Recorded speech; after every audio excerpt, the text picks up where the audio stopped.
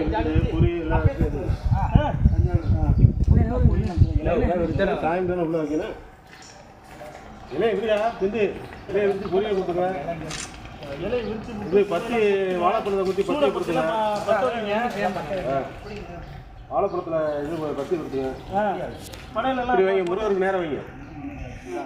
பிள்ளையார் நம்ம இங்கே தான் வச்சுருக்கோம். ஓகே பிள்ளையார் தான் நம்ம படம். ஓகே ஒன்றும் பிரச்சனை இல்லை. இலையில வச்சுருக்க பிள்ளையாரா எல்லா வேலையும் அண்ணா இலையில வைங்க, அப்புறம் ஓரமாக வச்சுக்கலாம் எடுத்து. அப்படி வச்சுருங்க.